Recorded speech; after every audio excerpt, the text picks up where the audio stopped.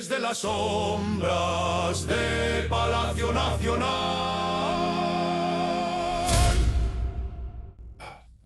Down to the muddy trenches of politics. This is the pigsty, the pig pen of politics, with Chema Conchemarano. Greetings, inhabitants of this swamp called national politics. Welcome once again to the pigsty. The only pig pen where we don't wash our hands, because the mud splashed by our rulers is simply too juicy to let it pass by. Today we're going to dissect the latest tragicomedy brought to us by the Fourth Transformation. It turns out that just when the country is trying to sell the world the fantasy that we're a powerhouse ready to host a World Cup, reality has slapped us so hard that even in the Zocalo you could feel the impact. Here, your not harmful, untrustworthy commentator, Chemarano, ready to dig through the electoral trash and bring to light the truths that those at the top try to cover up with smokescreens and cardboard promises. Today, the table is set with a feast of arrogance and epic failures. And what about those talentless political juniors with a superiority complex? Get ready, because what happened in Coahuila wasn't an election. It was an electoral bloodbath that left more than one crying in the corner of their palace. We'll see how they wallow in their own filth in that spectacle they gave us in Coahuila. A place where apparently fraud only exists if you're not the one counting the votes. We begin while half the world is waiting to see our country shine at the World Cup. The images circulating are of occupied booths, graffitied monuments, the Zocalo taken over, the Azteca Stadium surrounded by fences, flooded streets, unfinished and collapsing metro stations. An airport that's falling apart, and a governance that's slipping through the fingers of the current administration. And what is the government doing? Well, the usual, offering dialogue, looking the other way, and asking for patience. But it turns out that social groups aren't so easily fooled anymore. They're no longer negotiating with a candidate on the campaign trail who promises the moon and the stars. They're negotiating with a government that simply doesn't have the means to deliver. Is this the moment of truth?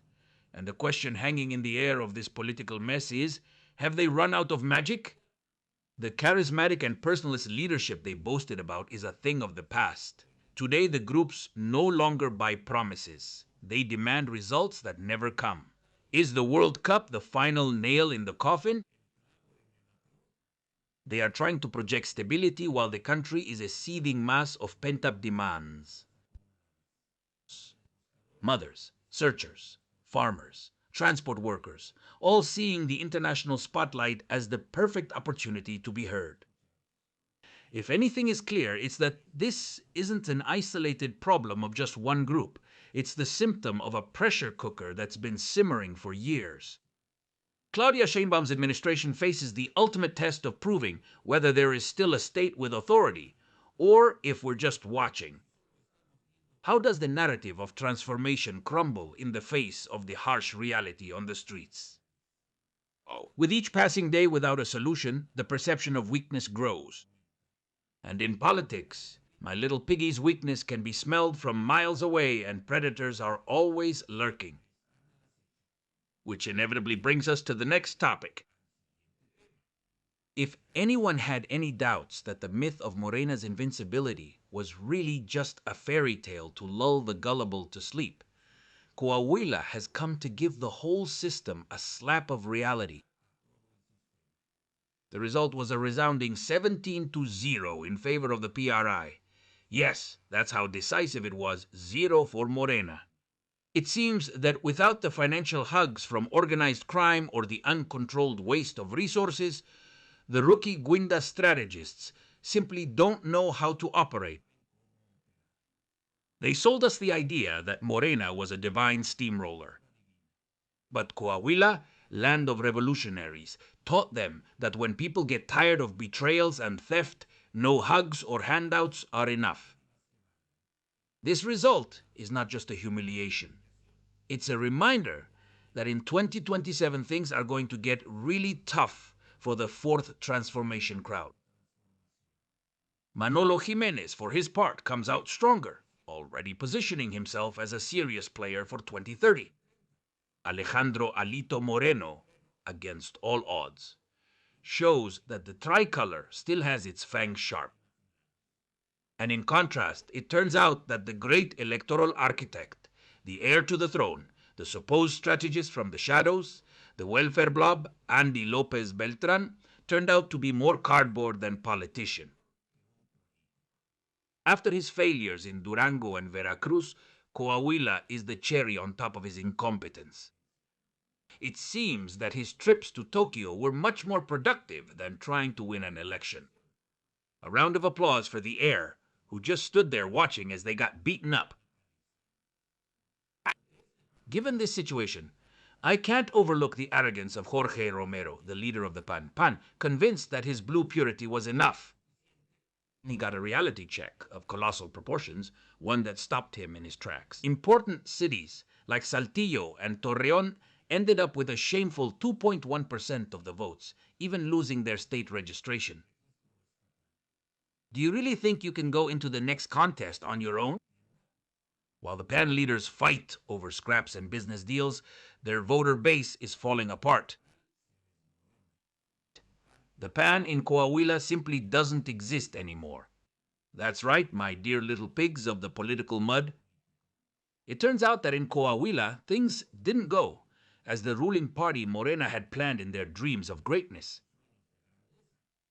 And what do? What happens when the voters say thanks, but no thanks? Well, the usual national tantrum. It's fascinating, really. For years, they sold us the idea that they were the champions of democracy, the ones who denounced fraud and abuse of power, even over the slightest thing. But surprise, it turns out that when they lose, suddenly the system is corrupt. The votes were bought, and there's a conspiracy orchestrated by aliens and the opposition. Don't they realize the contradiction? Because, let's be honest, my piggies, when they win, it's the will of the people, pure democracy, and the awakening of people's consciences. But when they lose, then the people are manipulated, bought, or confused. Hypocrisy is the main food in this political pigsty, and it seems that Morena's diet is plentiful. Oh, there's something that these politicians seem to forget every time they take office. Power comes to an end. It happened to the PRI, it happened to the PAN, and now with an arrogance that reaches the ceiling of this pigsty. Do they think they're the exception to the historical rule? The vote isn't inherited, it's earned. Do they think that public support is a blank check that was given to them once and that they can cash in forever? They went from being the ones who criticized from the outside to being the ones who have to govern. And that's where their mask comes off. When it's no longer enough to point fingers and you have to deliver results, the narrative of hope starts to smell stale. And like Coahuila. My little piggies, it was a rude awakening for a party that thought the national map would be painted in their color forever. Beyond who is legally right about the election in Coahuila, whether there was irresponsibility, irregularities, the tribunal, or even grandma.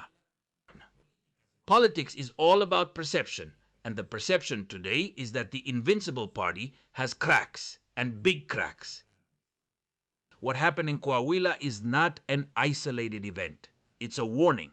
It's the thermometer that tells us that, no, even if they have the machinery, the money, and the structure, there are still people who know how to vote, who are tired, and no matter how much someone tries to impose a reality on them, they live a very different one in their wallets and in their day-to-day safety.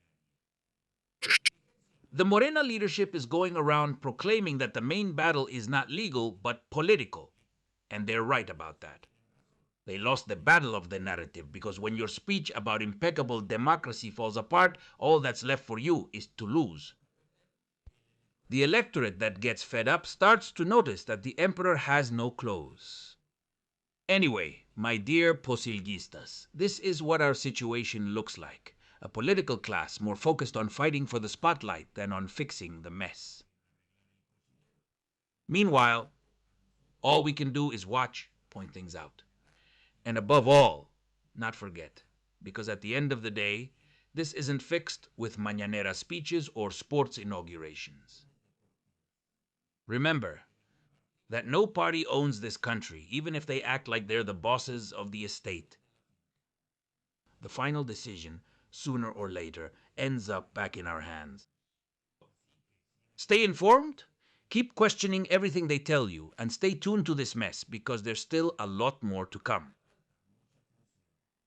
Coahuila has set things straight. The lesson is clear. Arrogance is the prelude to the abyss, and in politics, those who rest on their laurels end up being buried by the voters. My dear inhabitants of this national disaster, let's not turn a deaf ear. Coahuila is the testing ground for what's coming in 2027. If you keep insisting that everything that goes wrong for you is some external conspiracy, the blow you're going to get in the next election will be one for the history books. Which is exactly what we're all looking for and what benefits us. We have to be prepared for this scenario, both in 2027 and in 2030. And how are we going to respond as citizens? Democracy is a fickle beast. Today it gives you the throne, and tomorrow it sends you to the slaughterhouse. And Morena from their cloud will discover the same thing that everyone who sat in that same chair before them discovered. The people get tired. That's my report from the pigsty. Don't go thinking you're untouchable, because as you can see in this pig pen, everyone's time to be held accountable comes sooner or later. Remember, don't believe everything the politicians spit at you. Because if there's one thing I've learned in this pigsty, it's that everyone promises you the sky, but they always end up in the mud. Subscribe to the channel if you don't want politicians to keep making fun of your intelligence, and leave your comments down below. Do you think Morena is in free fall, or is it just a stumble along the way? How do you see the opposition? Is it a breath of fresh air? I'll read your comments. I'm Che Marrano. See you on Thursday. Be mischievous, but take care of yourselves. Goodbye. This is La Posilga, the pigsty of politics, with Che Marrano.